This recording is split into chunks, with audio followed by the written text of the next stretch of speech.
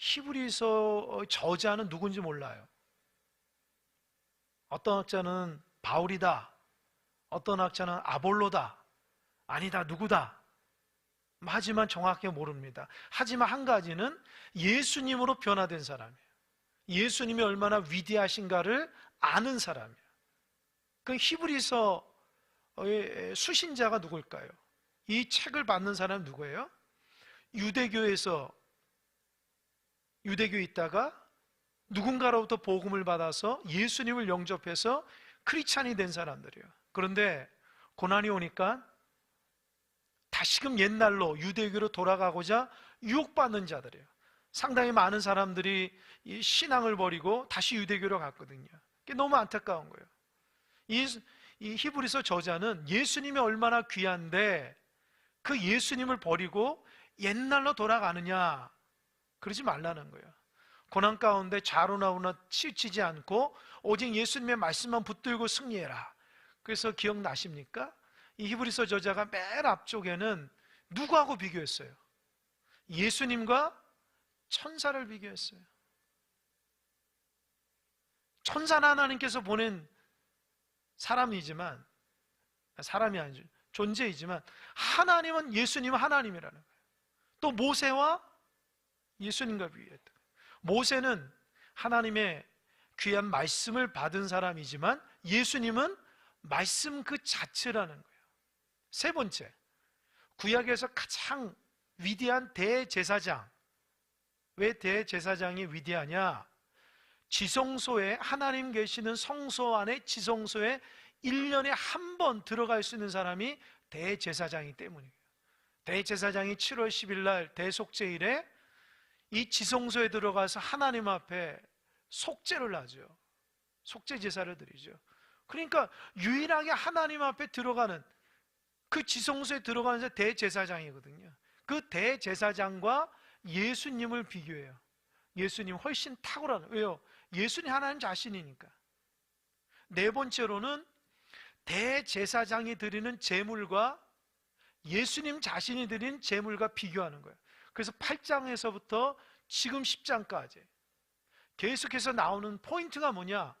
대제사장, 구약의 대제사장이 드렸던 동물의 양이나 염소나 드리는 그 피와 예수 그리스도의 십자가에서 흘리는 피에 비교하는 거예요.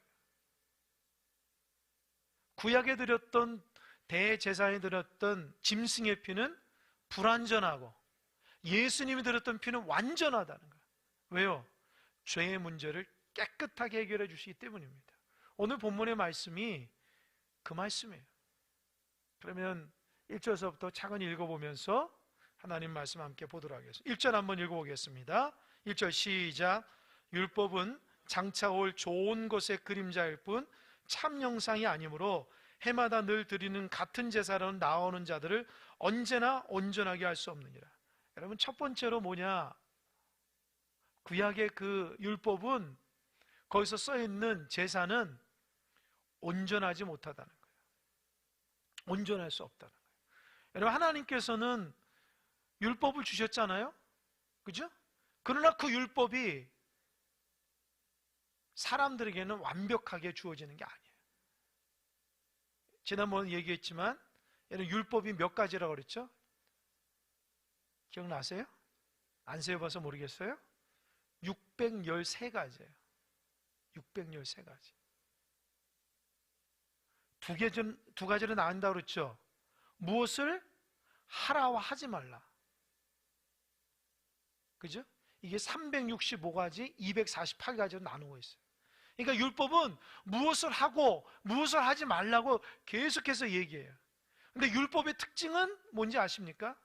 내가 율법의 612가지를 다 행해도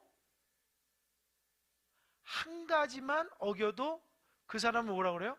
범법자라고 그런 거예요. 무슨 말인지 알겠죠? 범법자. 예를 들어 보세요. 여러분들 다 멀쩡한데, 다 좋은데 남의 핸드폰 이렇게 하나 싹 가져갔다 해보세요. 그건 도둑질이잖아요. 근데 그 도둑 해가지고 어떻게 해요? 우리가 법적으로 범인이 되는 거예요. 똑같아요. 율법도 내가 다른 거 다 지켜도 한 가지를 지키지 못하면 다른 거 다 지키지 않는 거가 똑같아요. 그러니까 율법으로는 우리를 온전하게 할 수 없어요. 그 사도 바울이 얘기하는 율법에서 우리에게 나타나고 있는 특징 중에 한 가지가 뭐라고 그랬죠? 율법을 통해서 뭐를 깨닫죠? 내가 죄인임을 깨닫는 거예요. 사실대로 얘기하면 율법을 통해서 하나님 율법을 주신 이유가 뭐냐? 우리 기죽이려고 그런 거예요. 그게 뭐예요? 나는 그렇게 못 사니까. 여러분 613가지를 하라와 하지 말라를 다 지킬 수 있어요? 사람은 그렇게 못한다.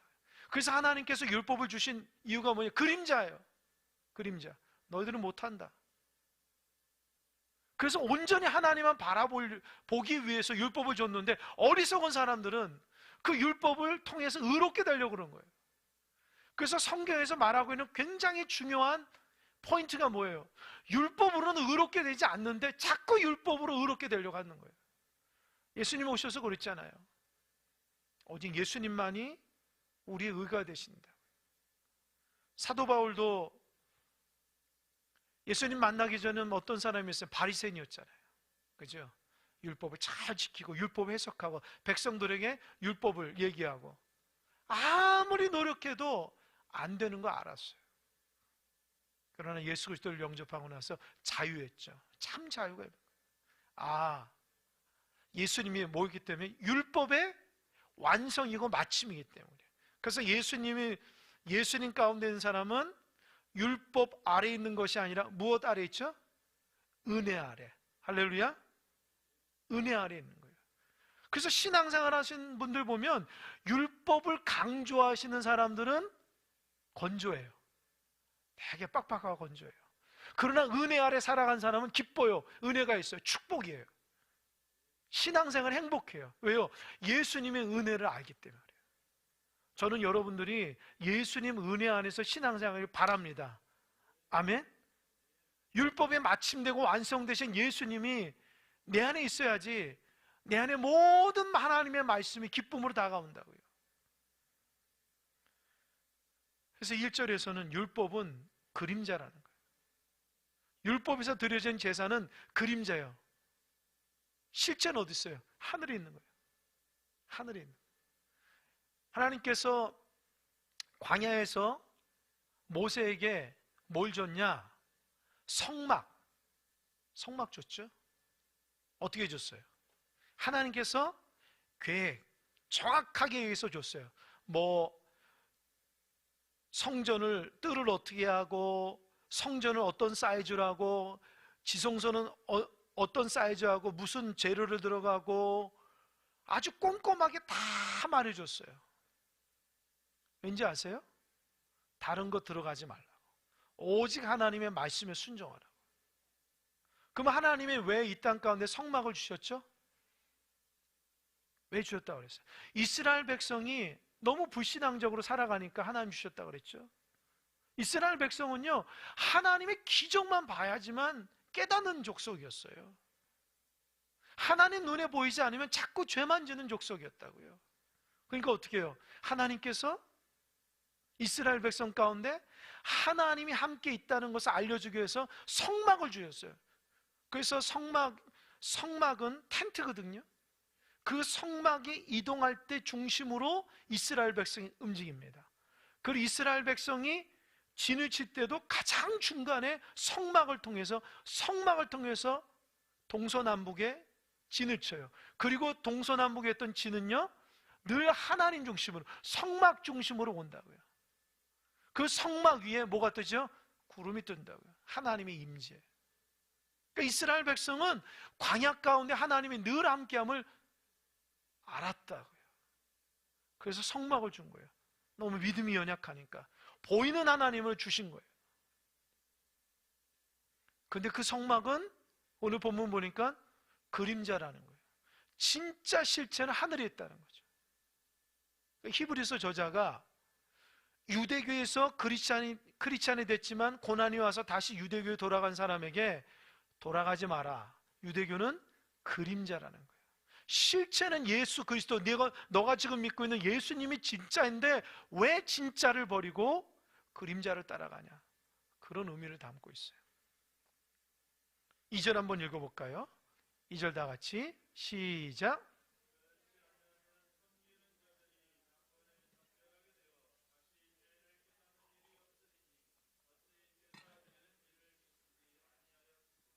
예, 그 볼륨, 그 모니터 볼륨 조금만 올려볼래요? 조금만. 두 번째로는 하나 둘 셋, 예, 됐습니다. 두 번째로는 그렇지 아니하면 섬기는 자들이 단번에 정결하게 되어 다시 죄를 깨닫는 일이 없으니 이는 어찌 제사 드린 일을 그치지 아니하리요. 이게 여러분 무슨 뜻이냐, 잘 들어보세요. 제가 공동 번역을 가져왔는데요, 어떻게 써 있냐면 2절은 이렇게 써 있어요. 만일 완전하게 할 수 있었더라면, 그게 뭐예요? 구약의 제사가 완전하게 할 수 있었더라면 제사를 드리는 사람들이 한 번 깨끗하여진 뒤에는 더 이상 죄의식을 가지지 않을 것이요 따라서 제사 드리는 일을 중단하지 않았겠습니까? 이렇게 번역돼요. 이해가 되죠?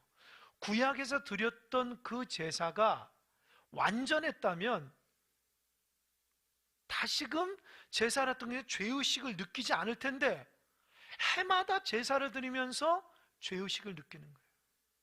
아까도 얘기했죠. 율법은 죄를 깨닫게 하는 거예요. 율법을 통해서 내가 연약하다는 걸 느끼는 거예요. 그래서 어떻게 해요? 하나님 앞에 나아가는 기능을 하는 거예요. 그래서 사도 바울이 갈라디아에서는 율법을 무슨 선생으로 했죠?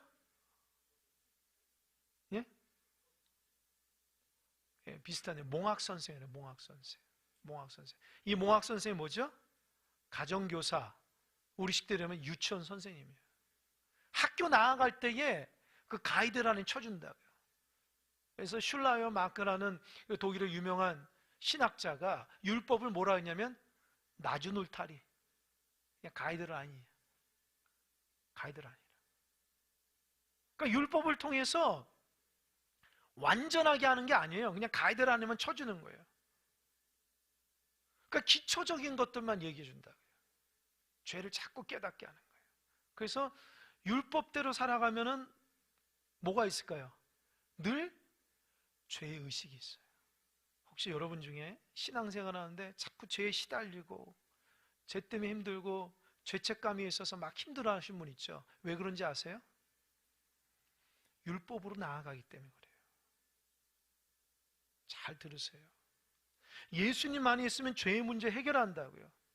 내가 예수님 안에 있지 않고 지금 율법 안에 있다는 거예요. 율법 안에 있으니까 죄가 나를 찌르는 거예요. 그 신앙생활 잘하는 거 아니에요. 예수님 안에서 참 자유와 기쁨을 누려야 되는데 신앙생활 오래 해도 자꾸 죄책감에 시달리고 죄에 눌려 있다고요. 그 내가 지금 예수님을 제대로 못 만난 거예요. 예수님 안에서 참 자유가 없는 거예요.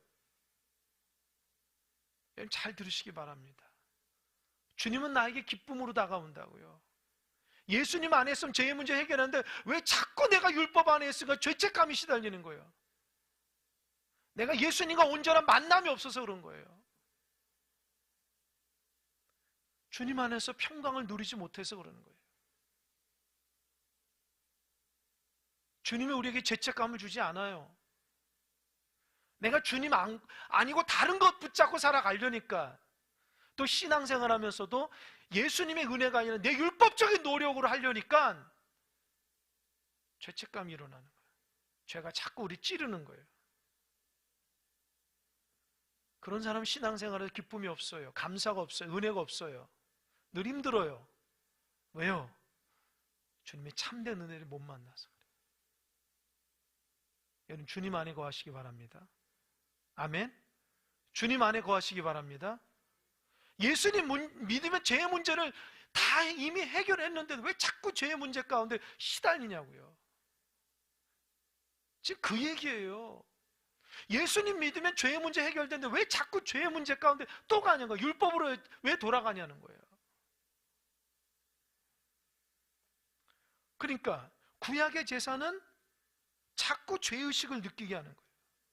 그러나 예수님은요 단번에 우리의 죄의 문제 해결해 주셨다고요. 더 이상 죄 때문에 우리 시달리지 않아요. 죄가 있더라도 빨리빨리 예수님의 은혜로 해결이 된다고요. 그래서 3절 보면 그러나 이 제사들에는 해마다 죄를 기억하게 하는 것이 있나니, 해마다 죄를 기억해요. 그러니까 이 제사를 통해서 자꾸 우리 죄가 기억되는 거예요. 그래서 대제사장이 1년에 한 번 7월 10일 날 대속죄일에 지성소에 하나님 만나러 들어갈 때 이게 두 가지 제사를 해요. 첫 번째, 자기 죄를 하나님 앞에 속죄하거든요. 왜요? 속죄하지 않으면 지성소에 들어갈 때 죽어요. 하나님은 거룩하신 분이기 때문에 대제사장일지라도 죄의 문제 해결하지 않고 지성소에 들어 죽어요. 그래서 제가 얘기했죠. 대제사장은 허리에 끈을 묶고 들어간다고요. 왜요? 만약에 하나님 앞에 거기에서 잘못해 죽으면 끄집어내는데 누가 들어갈 수가 없어요. 그래서 이렇게 잡아당긴다고요. 잡아당기면 어떻게 해요? 나 살아있다고 이렇게 하는 거예요. 잡아당겼는데 신호가 없잖아요. 죽은 거예요. 죄 때문에 끄집어내는 거예요. 하나님은 거룩하신 분이기 때문에 죄를 용납하지 않아요. 하나님 앞에. 두 번째 죄를, 자기 죄를 해결하지 않아요. 그럼 두 번째 죄는 백성들의 죄를 속죄하는 거예요. 하나님, 1년 동안 우리 백성들이 하나님 앞에 지은 죄를 용서해 달라고. 1년에 한 번씩 계속해서 하는 거예요. 그 뭐예요? 그런 제사가, 그런 그 율법의 제사가 죄의 문제를 해결하는 것이 아니라 자꾸 죄를 기억하게 함으로 인해서 제사가 드려지는 거예요. 그러니까 어떻게 해요? 내가 예수님 안에서 죄의 문제 해결했는데도 불구하고 다시 유대교로 돌아간다고? 그럼 1년에 한 번씩 또 죄를 기억해서 또 죄 때문에 나의 연약한 부분들을 하나님 앞에 내려놓고 또 계속해서 반복해서 하면 어떻게 해요? 죄의 굴레에서 벗어날 수가 없는 거예요. 그러니까 죄에 시달려가 싶으면 고난 중에 다시 유대교에 가라는 거예요. 그러나 예수님 안에 있으면 어떻게 해요?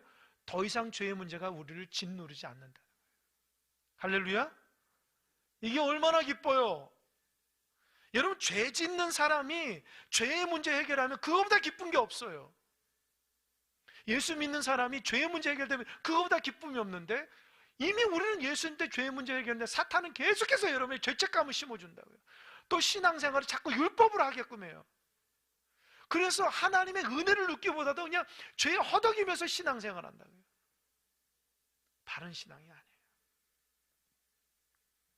네 번째, 4절. 이는 황소와 염소의 피가 능히 죄를 없이 하지 못함이라. 제사장이 대속죄일에 제사할 때에 자기 자신을, 또 백성들에게 할 때에 황소와 염소의 피를 뿌려야 돼요. 왜요? 그 피가, 짐승이 죽어서 피를 뿌리는 거는, 피는 생명이라고 그랬잖아요. 그죠? 그러니까 죽어야 하지만 되는 거예요. 그러니까 대제사장의 죄가 이 짐승에게 전가가 돼서 이 짐승이 모든 죄를 짊어지고 죽어요. 죽었다는 표시가 피를 흘리는 거거든요. 그런데 어떻게 해요? 매년마다 하니까 이 짐승의 피는 효과가 없다는 거예요. 이해되십니까? 수없이 많은 짐승이 피를 흘려도 완전하게 우리의 죄를 해결할 수는 없다는 것을 지금 얘기하고 있어요. 그래서 구약의 제사는 불완전하다. 이게 1절에서 4절까지예요. 이제 5절부터는 그러나 예수님의 십자가의 보혈의 피의 제사는 완전하다를 얘기해요. 5절 한번 읽어보겠습니다. 5절 시작. 그러므로 주께서 세상에 임하실 때에 이르시되 하나님이 제사와 예물을 원하지 아니하시고 오직 나를 위하여 한 놈을 예비하셨도다. 보세요. 이게 여러분, 하나님이란 그 말 앞에 뭐가 있죠? 니은이라고 있죠. 니은. 있나요, 여러분? 하나님이란 단어 앞에 저는 니은이라고 있는데 있나요? 기억이라고 있나요? 예, 하여튼 그거 있죠. 그 기억 밑에 보면 뭐라고 써 있어요? 뭐라고 써 있죠? 시편 40편 6절 이하라고 써 있죠. 그죠? 예. 그 내용을 인용하는 거예요. 이게 시편 40편은 다윗 썼거든요.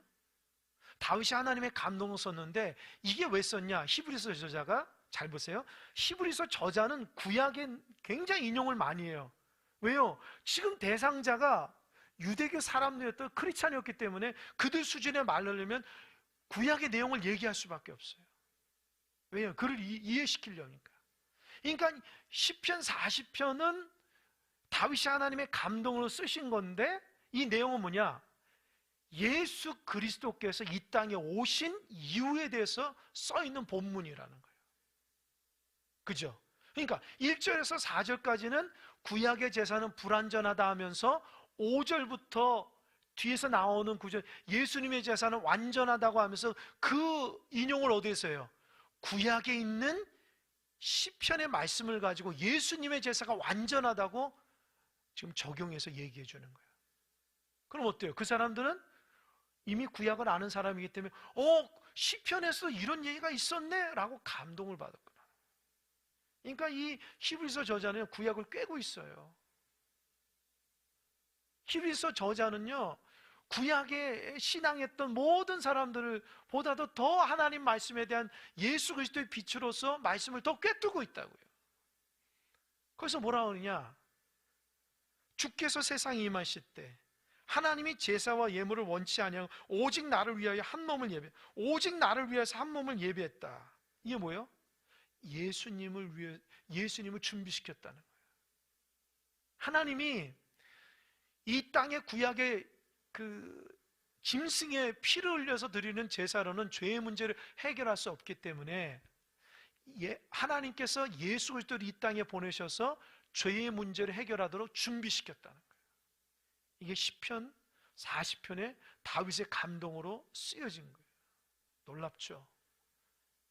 예수님 오기 전에 하나님의 감동으로 시편 기자가 다윗 쓴 거라고요. 그래서 6절, 번제와 속죄제는 기뻐하지 아니하니. 왜 번제와 속죄제는 하나님 기뻐하지 않죠? 이 제사로는 완벽하지 않기 때문에 그래요. 하나님의 번제의 속죄자를 싫어하는 것이 아니라 죄의 관점에서 보면 완벽하지 않는다고요. 그 완벽한 게 뭐예요? 7절, 이에 내가 말하기를 하나님이여 보시옵소서, 두루마기 책에 나를 가르쳐 기록된 것 같이 하나님의 뜻을 행하려 왔나이다. 그래서 나라는 건 예수님 자신이에요. 예수님 자신이 성경에 기록된 대로 내가 하나님의 뜻을 행하라. 하나님 뜻이 뭐예요? 독생자 아들 예수 그리스도를 통해서 이 땅의 모든 죄인들을 죄의 문제 해결하기 위해서 어떻게 해요? 십자가에 달려 돌아가심으로 인해서 모든 죄의 권속들을, 모든 죄를 다 해결하려고 하는 뜻이 있다는 거예요. 할렐루야? 그게 하나님 뜻이라는 거예요. 구약에서 시편 40편에서 얘기했다는 거예요. 여러분, 하나님의 사랑이 얼마나 커요. 만약에 예수님이 오시지 않으면 어떻게 해요? 우리는 여전히 구약시대에 살아간다. 수없이 많은 짐승이 죽을 거예요. 나 대신 죽는 거예요. 나 대신. 하루에도 몇 마리가 죽을 수밖에 없어요. 왜요? 깨끗하려면 어쩔 수 없어요. 근데 어떻게 해요? 예수님이 이 땅에 오셔서 나를 위해서 십자가에 달려 돌아오실 때. 그래서 요한복음 뭐라 하세요? 저기 하나님의 어린 양 보라, 어린 양. 예수님이 어린 양이 되어서 우리를 위해서 대신 죽으셨다는 거예요. 대속제물이 돼서. 할렐루야? 할렐루야? 이것을 감동 못하면은 죄송해요, 예수 믿는 사람 아니에요. 그 예수님이 나를 위해서 십자가에서 달려 돌아갈 때는 감동이 없으면 솔직히 예수 믿는 사람이 아니에요. 왜요? 예수님이 십자가 사건과 부활 사건을 통해서 내가 죄의 문제, 영생의 문제, 죽음의 문제를 해결받은 사람인데 그걸 놓친다고요? 있을 수가 없죠. 여러분, 예수님이 지금 사순절 오늘서부터 시작하는데 제수요 시작하면서 사실은 이마에다가 이 숯으로 이렇게 십자가를 긋습니다. 그러니까 예수님의 그 고난에 동참하기 위해서. 우리 뭐 그러지 않아요. 어느 교회는 그러더라고요. 사람씩 나와가지고 검정물로 이렇게 싹 하면서 그리스도 십자가야, 완전히 죽었음을 의미하면 나도 예수님 십자가야, 같이 죽는다는 의미에서. 예수님이 겟세마네 동산에서 기도할 때 어떻게 했어요? 바로 몇 시간이면 로마 군병들이 다 끄집어 와가지고 그를 정말 죽이려고 할 텐데 예수님이 한적한 곳에 가서 어떻게 했어요? 너무 고통스러워서 예수님 알아요. 자기가 어떻게 죽을지. 수없이 모진매와 수없이 많은 모욕과 십자가에서 처절하게 피를 흘리며 죽은 걸 알기 때문에 주님 고난인 자는 너무 고통스러우니까 주님 좀 걷어달라고요 얘기하거든요. 이게 육신을 입으신 예수님이기 때문에 그런 기도가 나오는 거예요. 그런데 뭐라고 했어요?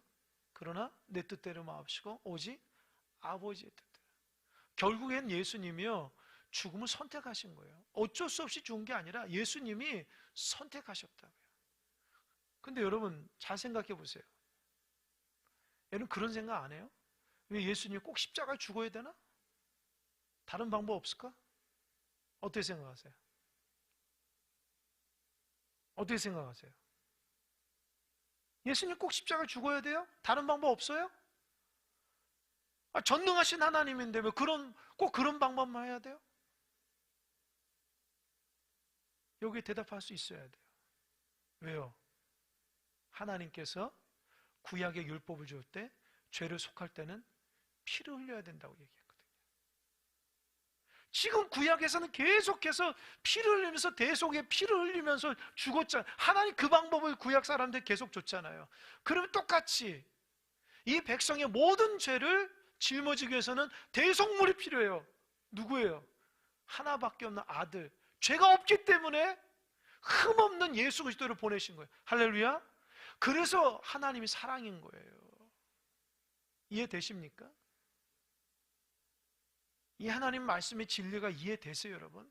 하나님께서 왜 독생자 예수 그리스도를 그렇게 하나님이 그렇게 백성들에게 얘기했기 때문에 수없이 많은 사람들이 짐승의 피로서 속죄함을 받았잖아요.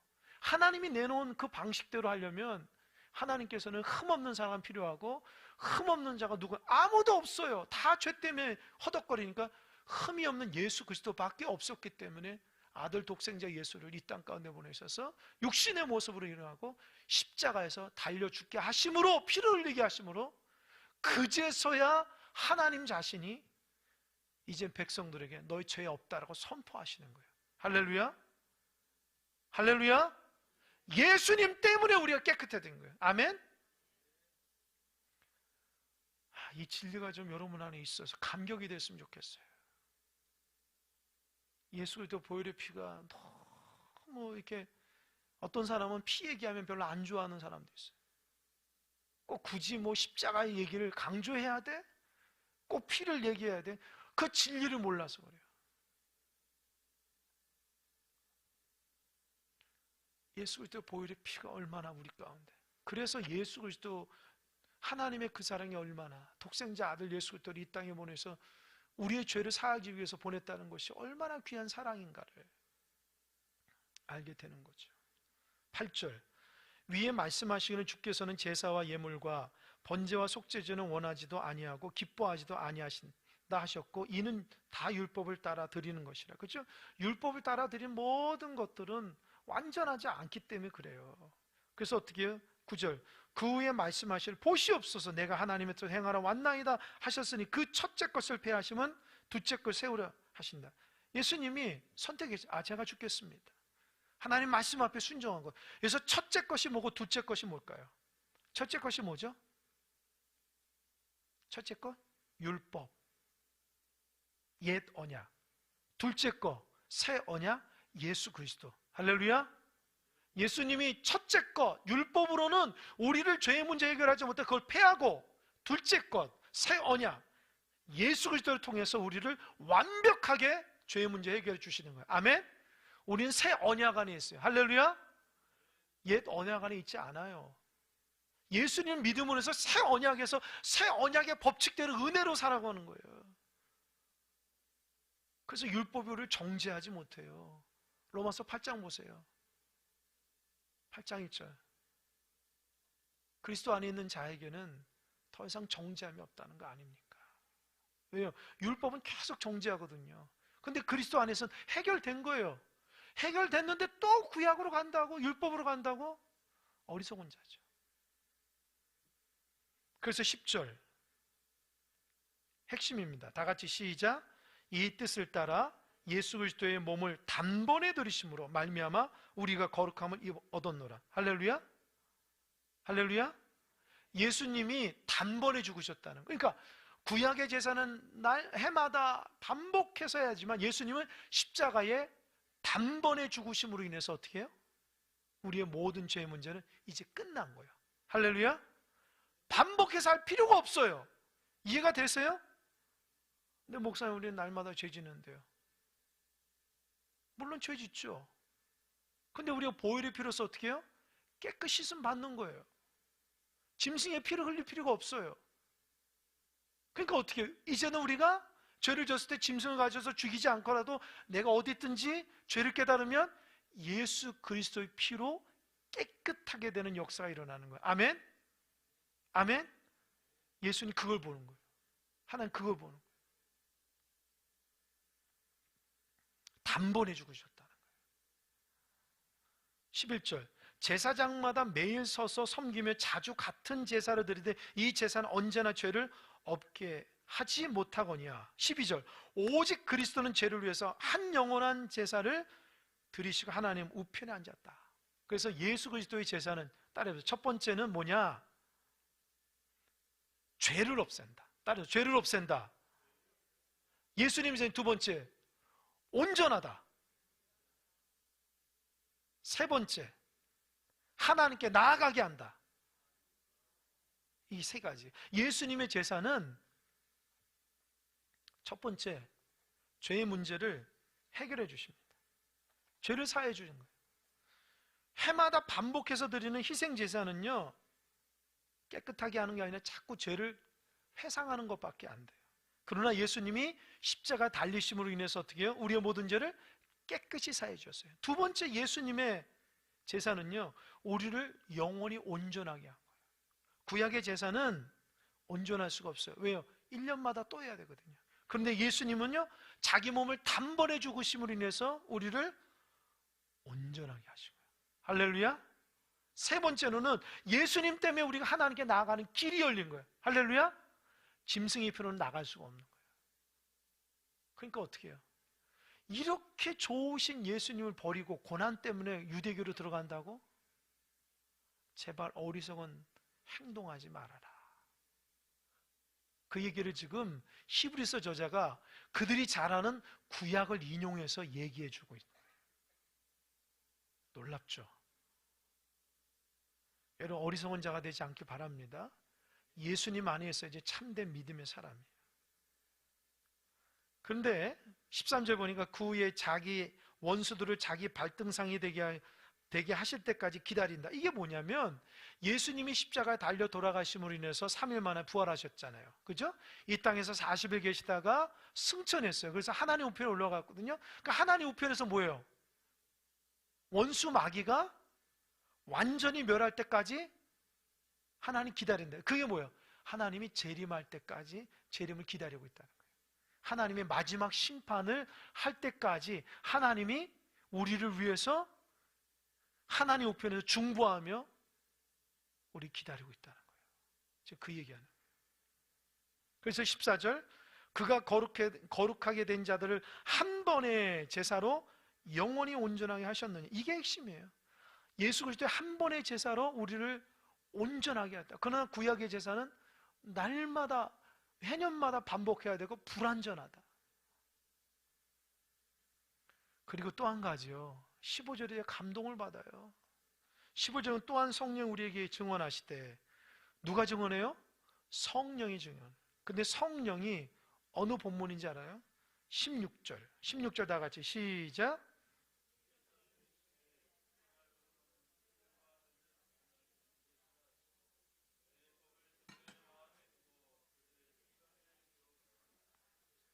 보세요.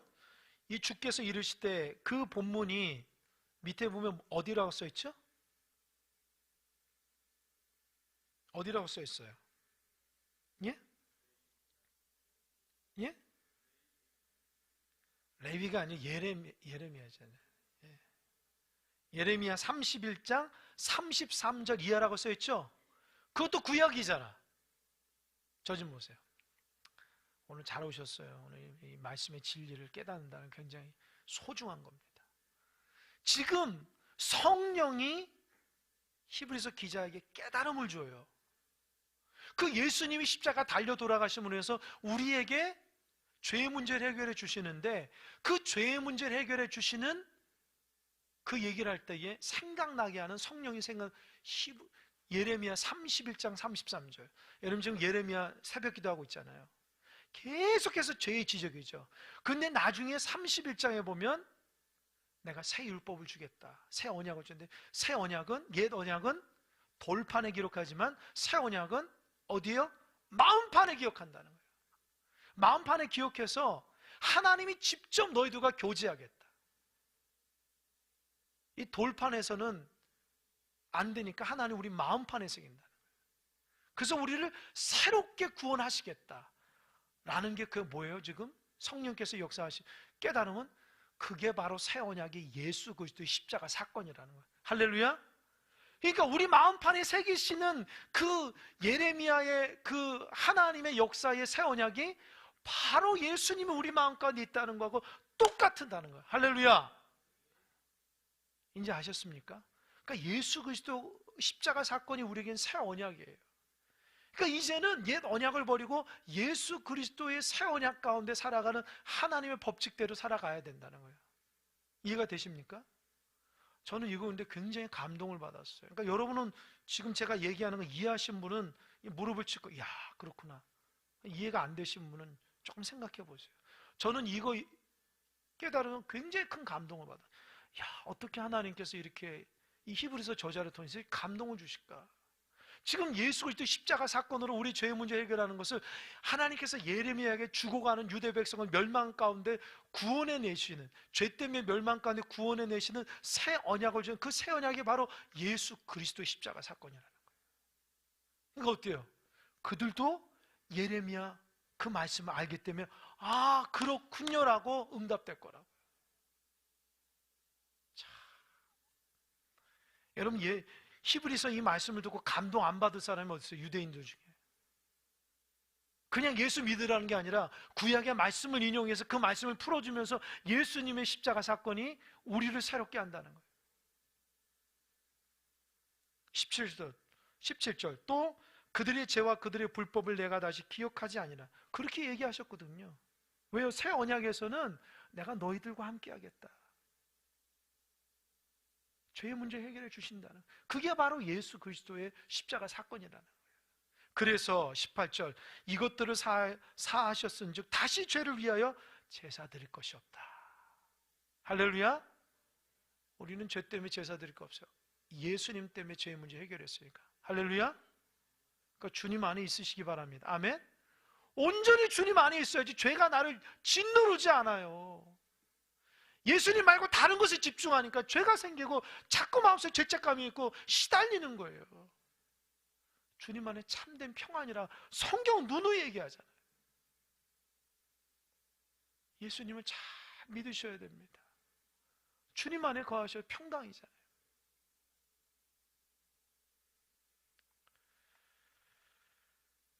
오늘 말씀을 통해서 우리에게 주시는 메시지는 뭐예요? 우리가 예수님을 다시 한번 깨달아야 돼요. 예수님 그 십자가 사건 때문에 내가 구원받고 내 속죄함 받고 영원한 하나님 백성이 되고 하나님께 나아가는 길이 열렸다. 진짜 예수님께 감사해야 돼요. 그냥 감사가 아니에요. 진짜 감사해야 돼요. 그리고 그 감사를 전해야 돼요. 예수 그리스도의 십자가 사건을 모르는 사람들이 그게 전도고 그게 복음사역이에요.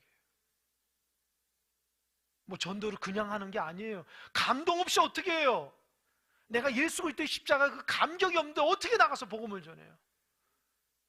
죄 가운데 허덕이는 사람에게 예수 그리스도의 십자가 사건의 본질을 얘기해 보세요. 눈이 휘둥그레진다고. 진짜 그래? 나의 그 죄의 문제를 예수님 해결한다고? 이게 복음이라는 거예요. 저는 이 말씀을 준비해서 마음에 막 감격이 일어나고 감동이 있고, 내가 그동안 예수님을 잘 안다고 했는데 다시금 복음으로 새롭게 재발견. 그래서 주님 안에 있으므로 다시는 죄의 굴레 가운데 넣어가지 않고 오직 예수님이 나를 완전케 하시는 주님의 그 은혜 안에만 살아야 되겠다. 할렐루야. 그런 기쁨을 가지고 살아가야 됐다. 그게 참된 신앙입니다. 여러분, 주님 깊이 있게 사랑하는 여러분 되시기 바랍니다. 기도하겠습니다.